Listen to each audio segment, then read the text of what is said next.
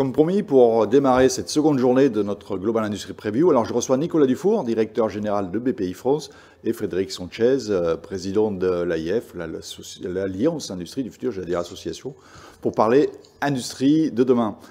Nicolas Dufour, je me tourne vers vous. Première question. En fait, cette sortie de crise qui est devant nous, qui s'en sort le mieux? Je sais que vous avez les accélérés, il y a eu les vitrines de l'Alliance Industrie du Futur.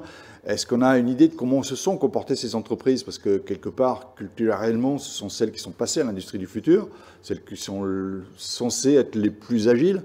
Est-ce que ça se vérifie sur le terrain? Oui, ça s'est tout à fait vérifié, bien entendu. Bon, alors je fais un cas particulier des entreprises de la filière automobile qui sont évidemment touchées, qui ont été touchées en 2020 et qui sont maintenant touchées en 2021 par une accélération vertigineuse et pour elles très angoissante de l'histoire, hein, de la transition du moteur thermique vers le moteur électrique. Mais pour toutes les autres entreprises, je dois dire que l'industrie est repartie en investissement très fort. Évidemment, elle est extraordinairement contrainte par le rationnement des composants, mais on a des entrepreneurs qui sont tout à fait à la manœuvre. Alors parmi eux, ceux qui étaient passés au digital, hein, et donc à l'industrie dite du futur, j'ai envie de dire à l'industrie normale. C'est-à-dire que ceux qui n'y sont pas encore passés sont malheureusement en train de rentrer eux-mêmes dans le passé. Il faut qu'ils en prennent conscience. Mais enfin, ceux qui ont fait le job de la digitalisation ont été particulièrement agiles, à tout point de vue, hein, agilité des organisations, capacité à monter des dispositifs de réponse à la crise Covid dans des temps tout à fait remarquables, redémarrage des opérations en une demi-journée, mode collaboratif de travaux entre les équipes, entre les bureaux des méthodes, les gens qui sont dans les ateliers, les opérateurs et la direction. Voilà, donc tout ce que le digital permet, et permet d'ailleurs pour des CAPEX relativement limités. C'est ça qu'il faut bien comprendre, hein, c'est que l'industrie du futur, c'est pas des sommes considérables, c'est juste beaucoup d'intelligence. Beaucoup d'intelligence, un travail actif avec les startups. L'autre jour, j'étais avec Lisier Aeronautics, qui travaille avec 10 startups sur son site de Saint-Ouen-l'Aumône.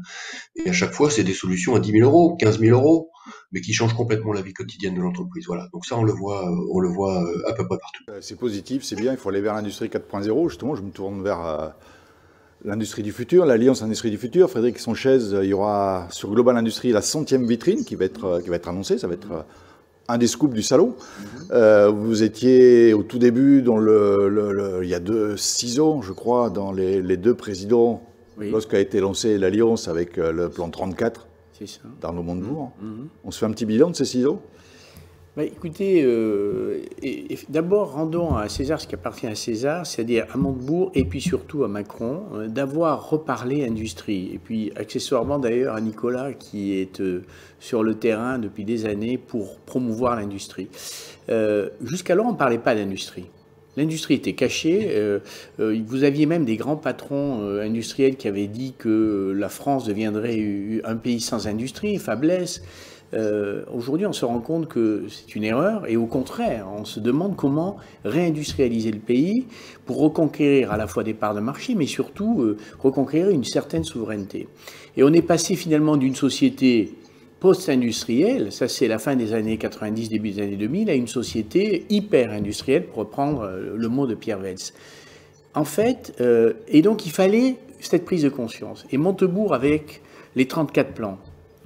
Et surtout Emmanuel Macron qui, lui, s'est dit « mais 34 plans, c'est l'expression d'une certaine bureaucratie ». Et au fond, qu'est-ce qui compte? On réindustrialisera le pays dès lors qu'on se modernisera. Et on modernisera comment? En se dotant de nouveaux outils, notamment les outils digitaux, mais pas que, en robotisant davantage, en automatisant davantage, en décarbonant notre industrie, parce que c'était déjà à l'ordre du jour de 2014, du plan de l'AIF version Emmanuel Macron. Alors, le bilan, ben, il y a des choses très positives. On a parlé d'industrie. Et par ailleurs, cette alliance avait pour objectif de aider à monter en gamme un certain nombre de PME, et je dirais qu'on s'était fixé un objectif de 10 000 à l'époque, il y en a à peu près 5 000 qui ont été montés en gamme, mais quand on donne ces chiffres, en réalité, ils sont probablement partiellement faux, parce qu'il y a nombre d'entreprises qui échappent à cette vision AIF et qui elles-mêmes se sont modernisées, comme l'expliquait Nicolas. Et au fond, vous avez deux mondes, les entreprises qui sont modernisées, qui ont embarqué dans le digital, et celles qui sont un peu restées au bord de la route et qui n'ont pas plus le choix. Et elles en ont sans doute pris conscience à l'occasion de cette crise sanitaire. Donc le bilan positif, mais partiellement positif, et il était temps d'aller plus loin.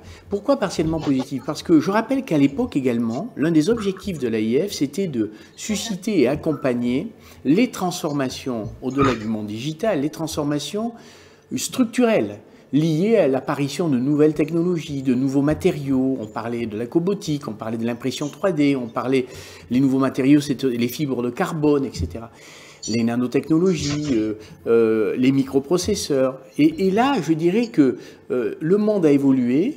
L'AIF a progressivement oublié une partie de ses objectifs au fil de l'eau, et il faut revenir à la base, et il faut associer les offreurs de solutions français à l'émergence de ces solutions sur notre territoire. D'accord. Voilà. Donc une AIF qu'il fallait transformer, et c'est le cas avec l'AIF version 2, où on limite son champ d'objectifs, mais en même temps on est très ferme sur les trois objectifs qui demeurent, c'est-à-dire à la fois accompagner le PME, mais ça va être surtout le travail maintenant des régions, de la BPI, des UMM locaux, des MEDEF locaux. C'est aux régions de s'approprier ce mouvement, et elles l'ont fait. Alors plus ou moins vite, avec plus ou moins d'intensité selon les régions, mais ça se fait. Deuxièmement, les vitrines, qui sont l'excellence, la démonstration de l'excellence, je disais l'excellence de la French Fab, et puis derrière, les nouveaux projets, décarbonation, nouvelles énergies, etc. On va y revenir, mais donc je vois qu'il y a une V2 de l'AIF qui arrive. Nicolas Dufour, je me tourne vers vous. Qu'est-ce qui freine aujourd'hui pour aller encore plus loin? En fait, visiblement, on a l'impression que ce ne sont pas les financements qui semblent être bien couverts. Est-ce que c'est la méthodologie? En fait, comment faire pour pousser les gens à oser? Est-ce que c'est ça la problématique? Bon, c'est toujours la problématique. J'ai toujours dit que la banque était un métier freudien, hein. C'est-à-dire qu'il faut déclencher le désir et il faut lutter contre la tentation de l'excès de prudence, en fait, hein. On le voit bien là en ce moment, ce qui est en train de se passer, c'est un boom économique extraordinaire qu'on n'a pas vécu depuis extraordinairement longtemps. Donc c'est une crise qu'il est interdit de rater. C'est une crise qui est en fait une gigantesque vague sur laquelle on peut surfer. C'est pas une vague queuse. C'est une vague qui peut emmener et qui va faire la différence d'ailleurs entre les psychologies d'entrepreneurs, entre ceux qui sont très prudents et ceux qui décident de foncer, quoi, tout simplement. Donc, en un mot, il faut bourrer l'industrie française de 4.0. Il faut mettre du 4.0 partout. Et encore une fois, le 4.0, c'est pas des dépenses considérables. C'est un peu de code par-ci, un peu de code par-là, une tablette, un AGV, voilà, une digitalisation du bureau des méthodes. Et c'est ce qu'a fait l'AIF première version, c'est ce que l'AIF deuxième version va faire. Ça suppose quantité d'intégrateurs intelligents dans les territoires. Ça suppose également énormément d'accompagnement au plus près des chefs d'entreprise, et c'est ce que fait BPI France. Et ça, j'y suis extrêmement attaché. Vous savez, on a créé 65 écoles, qu'on appelle les accélérateurs, et qui ont un taux de satisfaction de 98%, donc ça prouve qu'il y a quand même un besoin considérable, et je crois pouvoir dire que les entreprises qui passent dans nos accélérateurs changent. Elles changent d'état d'esprit, elles dominent complètement une partie de ce qui restait chez elles de peur d'aller de l'avant. Elles entrent dans la culture du tout est possible, et on voit l'amélioration des performances de manière incroyable. Donc je salue la décision qu'a prise l'État, qui est de nous permettre de financer notre quote-part de ces écoles. J'aimerais que les filières industrielles financent plus. Elles l'ont fait, mais elles sont. Alors pour le coup, je pense, Frédéric le sait, hein, trop avares de leurs moyens. Il y a énormément d'argent.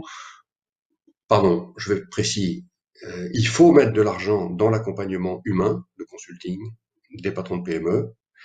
Cet argent, il existe, et c'est pas énormément d'argent pour un effet multiplicateur considérable. Voilà, hein, Ensuite, le financement vient, il n'y a aucun problème. Il y a la queue pour rentrer au capital des entreprises industrielles françaises aujourd'hui. La compétition entre les fonds de private equity est féroce. Il y a la queue pour faire des crédits aux bons patrons de PME industriels. Il n'y a aucun problème de financement maintenant. Hein. BPI France a déclenché là aussi des effets multiplicateurs très importants. Mais il faut du conseil à côté. Il faut absolument de l'accompagnement. Et de l'accompagnement 360 degrés, de l'accompagnement technique, l'accompagnement psychologique, humain, de la mise en relation, etc., etc. Et là, j'ai envie de dire, on est que au milieu du gué. Hein. Oui, c'est bien la question. En fait, dans le terme transformation digitale, ce qui pose problème, c'est le mot transformation. Ça percute partout. Ça percute non pas que sur les aspects techniques, mais aussi sur les aspects humains dans l'entreprise. C'est ce que. Mais quand vous voyez la quantité de consultants qu'on met dans les grandes entreprises pour faire de la transfo, eh ben, c'est pas compliqué. Il faut à peu près la même volumétrie de consulting dans les PME. Sauf que les PME peuvent pas se payer les 1500 € par jour des grands cabinets de conseil. Donc, il faut trouver quelque chose qui leur convienne, et c'est ce que nous avons monté. On a maintenant quand même, je ne sais pas si Frédéric tu le sais, mais au total 400 personnes sur nos activités de consulting en PME. Donc, c'est devenu un très gros cabinet. Est-ce qu'il y a des nouveaux projets sur lesquels il faut aller, en fait, pour éviter de se disperser ? Oui, et là, on s'inspire du plan de relance, hein, qui est remarquablement bien fait. Moi, je dirais, d'abord, je félicite Nicolas, à la tête de BPI. Il a profondément, et je ne le dis pas pour lui faire plaisir parce qu'il est en face de moi, il a profondément changé le regard que les entreprises, et notamment les PME ETI, portaient sur le monde financier, a fortiori parisien.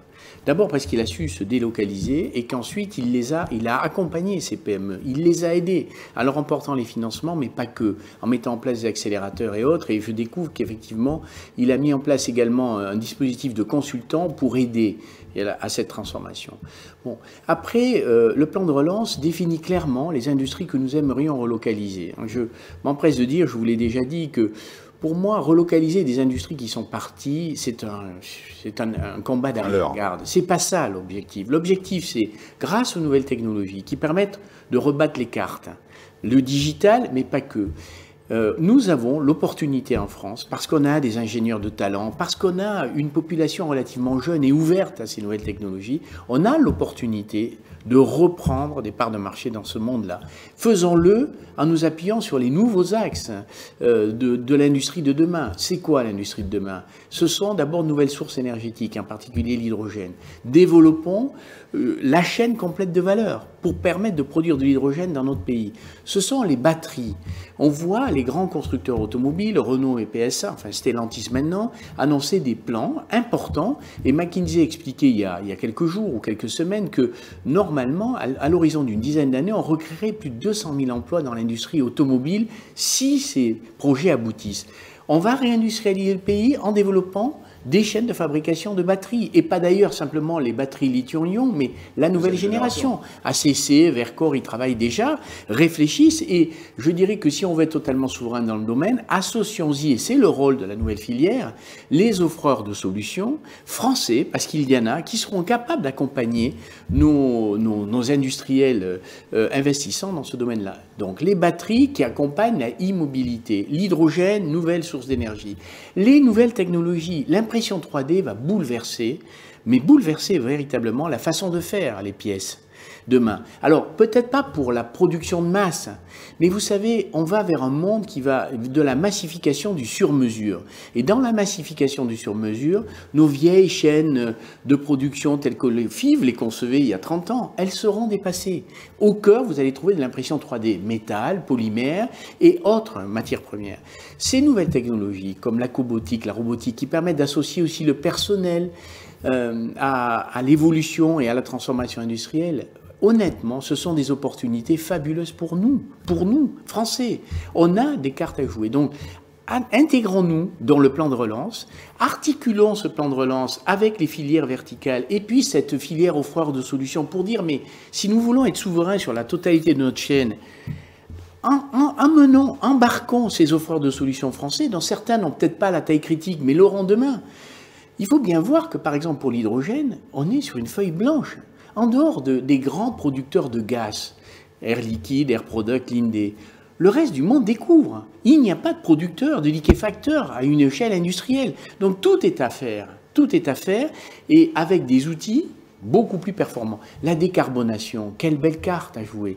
La décarbonation, c'est pas simplement le digital bien sûr, mais c'est aussi les modifications de procédés. On voit que par exemple dans le ciment aujourd'hui, il y a toute une réflexion pour substituer au clinker d'autres types de matières qui vont réduire de moitié les émissions de CO2 du ciment, ce qui est vital pour eux. Mais c'est vrai aussi dans la sidérurgie, dans ces industries lourdes, qu'il faut que l'on conserve sur notre territoire ou en Europe.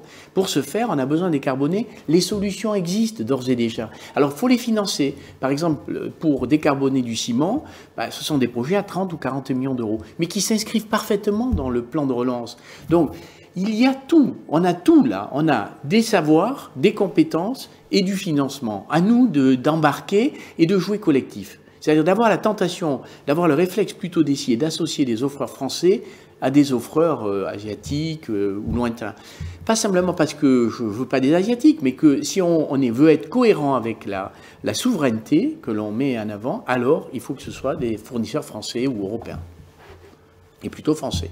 Bon, on a bien noté déjà l'hydrogène, les batteries de deuxième génération. C'est vrai qu'on n'est pas ridicule, on a des atouts en France. Nicolas Dufour, je tourne vers vous. Justement, on a parlé de transition écologique. On connaît tous les coques rouges, le bleu, forcément, celui qui est plutôt lié à l'industrie. Il y a le vert. Ce qui représente quoi déjà? Vous pouvez nous en parler un petit peu. Et puis, quelque part, est-ce qu'il n'y aurait pas, je ne sais pas la couleur, si c'est du turquoise ou autre, en fait, un coq bleu, vert, parce que c'est vrai que les industriels aujourd'hui, après l'industrie du futur, l'industrie, circulaire, en fait, est en train de venir au cœur. Si on n'a pas d'industrie du futur, ce n'est pas 4.0, on ne peut pas aller vers cette transition. C'est sûr. Non, c'est clair. Alors pourquoi est-ce qu'on a beaucoup poussé historiquement, mais ensuite ça ne nous appartient plus. C'est quelque chose qu'en fait on donne à nos clients d'une certaine manière. Pourquoi est-ce qu'on fait ces coques? Parce que on a vraiment pensé depuis le début de la BPI que notre économie souffrait d'un excès d'individualisme et que cet excès d'individualisme avait un coût collectif tout à fait considérable. Et donc, on a commencé par faire la French Tech pour révéler au monde entier qu'il y avait tout un écosystème de start-up françaises et qui, non seulement, dès cette époque-là, tenait la route, mais qui, depuis, est devenu parfaitement explosif et qui est maintenant reconnu partout dans le monde. C'est-à-dire que ce qui fait la célébrité de la France aujourd'hui, c'est quand même sa réputation de nation technologique, grâce au mouvement French Tech, qui lui-même a donné un sentiment de fierté, de confiance en soi et même un peu de grandeur à toute une génération de jeunes ingénieurs qui ont décidé de créer des startups. Et la French Fab, c'est la même chose. C'est-à-dire qu'après les années tragiques de 2000 à 2015, on va dire, ça a pris une quinzaine d'années cette affaire, avec deux grandes vagues de désindustrialisation qui ont été vécues comme des profondes défaites nationales, de 2000-2005 et puis à nouveau 2008, j'ai envie de dire 2008-2013, avec des départs massifs d'usines à l'étranger, beaucoup poussés d'ailleurs par les donneurs d'ordre. Tout le monde était sous contrainte. Très grande absence de solidarité quand même dans les filières, entre donneurs d'ordre et PME, entre patrons de PME dans les territoires, chacun pour soi, et sauf qui peut. Et c'est ça qui s'est passé. Et il ne faut plus jamais que ça se reproduise. Il faut que l'industrie française soit parfaitement solidaire, fière, elle-même animée d'une sorte de sentiment de grandeur, après tout, osons le mot, puisque c'est une des plus vieilles industries du monde. Nous avons 1 million d'ingénieurs en France, il y a 1 million d'ingénieurs en Allemagne, donc normalement, il n'y a pas à rougir. Il faut simplement qu'on soit beaucoup plus collectif. Et là encore, je dit que nous sommes au milieu du gué, il y a encore beaucoup à faire. C'est pour ça que je souhaite que l'industrie française s'empare de l'emblème du coq bleu, qui est un emblème de fierté collective. C'est un peu comme un maillot d'équipe de football. On a tous la même équipe, on la soutient, c'est le coq bleu. On doit avoir le coq bleu partout. Quand on a une vitrine industrie du futur, on a un grand coq bleu de 2 mètres de haut, ou un sticker, ou je ne sais quoi, on en est fier. Parce que c'est comme ça aussi qu'on va attirer les jeunes vers les PME industrielles. Et Dieu sait que c'est difficile aujourd'hui, vous le savez bien. Donc, le coq vert maintenant, le coq vert, c'est les entreprises qui ont pris conscience de la nécessité de se décarboner et qui ont pris de l'avance en la matière, qui ont donc des choses à dire, qui ont un grand récit, qui est un récit qui va donner envie aux autres et les contaminer. C'est un peu les éclaireurs de la décarbonation, les entreprises qui sont dans le coq vert. Elles sont pas que dans l'industrie, ça peut être tout à fait des startups de la green tech, et ça peut être aussi des logisticiens, par exemple, ou des intégrateurs, qui sont plutôt dans le monde du service, mais qui sont très conscientisés sur la question de l'urgence, en en fait climatique. Alors on a dans notre communauté du Coq Vert, on a déjà 400 entreprises. Alors ce qui est très intéressant, c'est que le Coq Rouge est très solidaire, ils sont tous très fiers, ils seront tous cet après-midi à l'Élysée. Bon voilà, ça c'est, on va dire, check, c'est fait. Le Coq Vert, comme c'est hyper militant autour de la transition énergétique, ils sont très solidaires. Ça, la bulle monte. Le Coq Bleu, pas encore.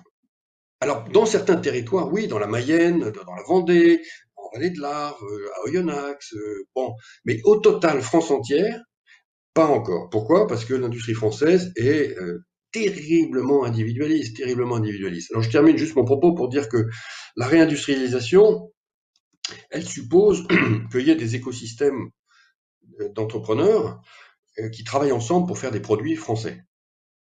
Ce qui suppose des composants français. Donc, il ne peut pas y avoir simplement une bonne idée et puis ensuite on va industrialiser en Chine. Il faut la bonne idée et il faut tous les composants en France. Typiquement, le vélo électrique. Prenez le vélo électrique. Le vélo électrique, vous avez une start-up qui fait la fourche du futur, la fourche 3e génération, ou 4e ou 5e génération, comme vous voulez, elle est à Lyon. Bon, vous prenez cette start-up. Vous avez une autre start-up qui est à Toulouse qui travaille sur les micro-batteries.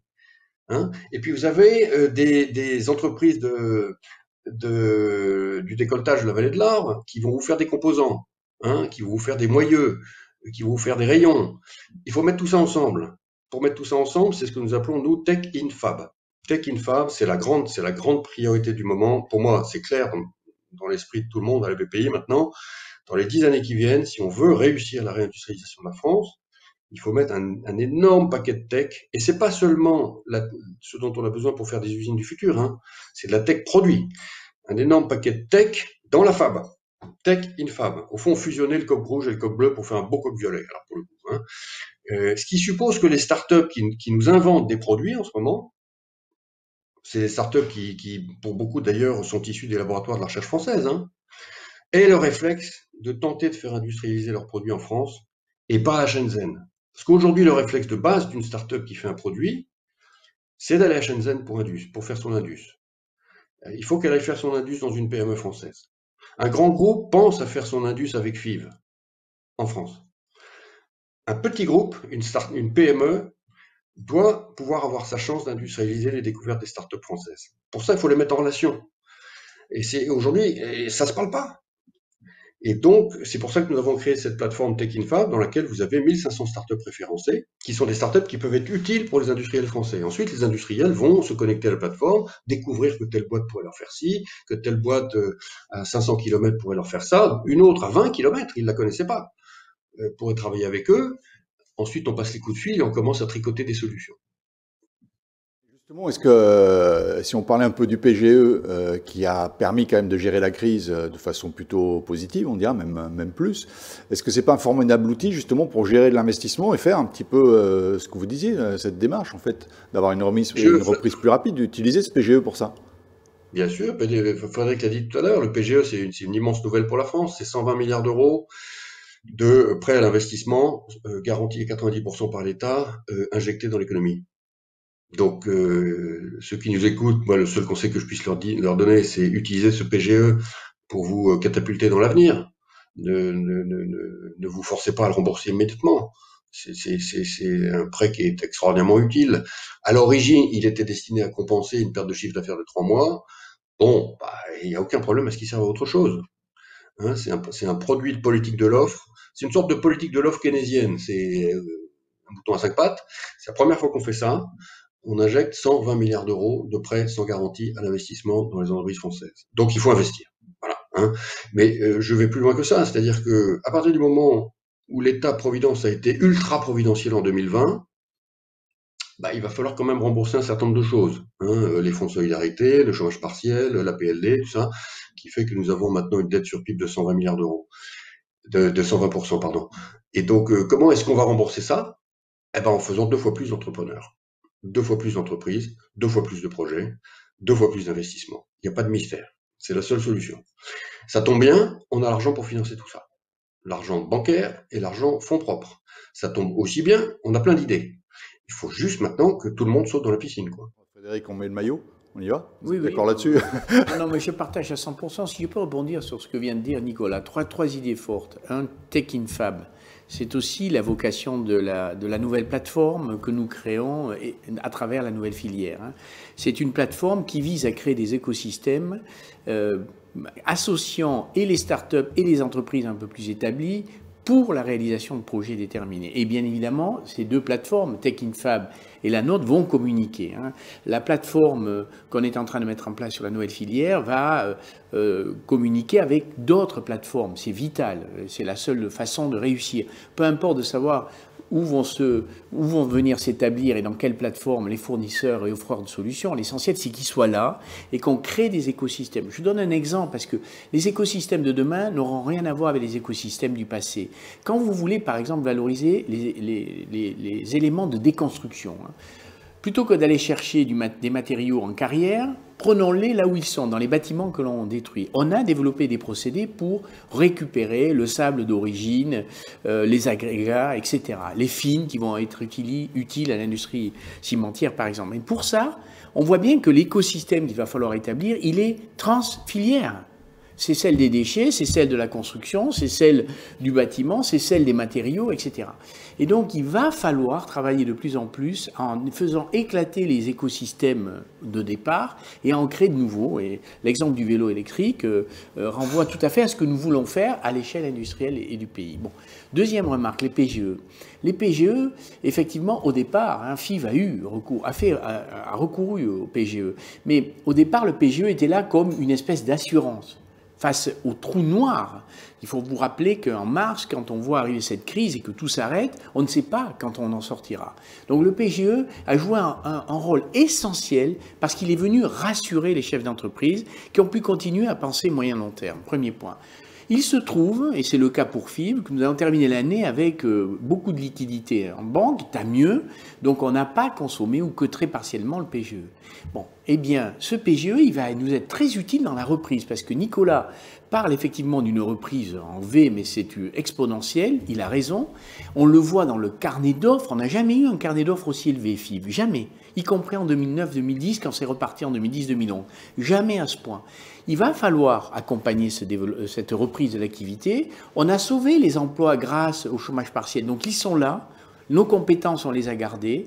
Eh bien, on va mettre cet argent au travail pour financer le BFR, le besoin en fonds de roulement.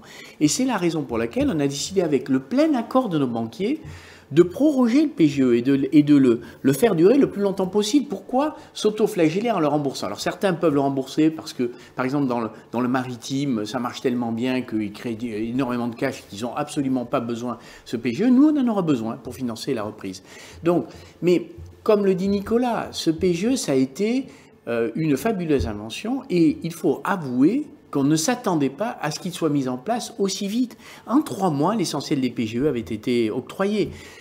Pour vous donner un exemple, en Italie, il a fallu attendre 6 mois de plus. Entre-temps, nombre d'entreprises ont eu d'énormes difficultés et n'ont pas survécu. Donc, ce PGE, non seulement il a été une fabuleuse invention, il est là maintenant pour nous aider à repartir et dans l'intervalle, il a rassuré les chefs d'entreprise qui ont pu continuer à penser moyen-long terme et qui étaient prêts à investir. Voilà. Donc, rien à dire. Si je résume, il nous reste 1 minute avant de passer au reste de l'émission. En fait, on a mis 20 ans à désindustrialiser la France. Ça veut dire qu'on va être quand même beaucoup plus rapide pour revenir peut-être à un niveau d'avant. Oui, on a beaucoup d'ambition. Alors, la réindustrialisation, on sait comment la faire. On sait qu'on a les cartes en main. On sait qu'on a les moyens financiers pour y parvenir. On va pouvoir investir. Il y a 2 conditions, me semble-t-il, qu'il faut mettre en œuvre. Il faut continuer à penser formation. Et formation, pas simplement à l'âge adulte et la formation professionnelle, mais aussi au primaire. Donc, travailler sur l'apprentissage des bases, et notamment en mathématiques et en sciences. La France recule dans les classements, et ça, c'est pas bien. Il faut qu'on travaille là-dessus. Et le deuxième, la deuxième des conditions, c'est un écosystème favorable. Moi, je me félicite de la baisse des impôts de production. Il faut encore aller plus loin. Une fois que j'ai dit ça, on a toutes les cartes en main. Alors, réindustrialisation du pays, il faudra peut-être pas 20 ans, mais pour retrouver ce que nous étions il y a 20 ans, il nous faudra au moins 5-10 ans. Mais peu importe, on a la voie. Et encore une fois, c'est pas une lubie, c'est pas une utopie, c'est tout à fait jouable du fait des cartes qui se redistribuent. Bah écoutez, merci à tous les deux en tout cas. De mon côté, je vous invite à suivre un échange sur les innovations que nous attendent avec une série de webinaires en fait qui vont suivre ici. Quelques nouveautés qui vous seront présentées sur le salon en septembre prochain, je vous le rappelle, du 6 au 9. Et ça sera aujourd'hui sur le thème de la digitalisation et de la transformation numérique. À tout de suite.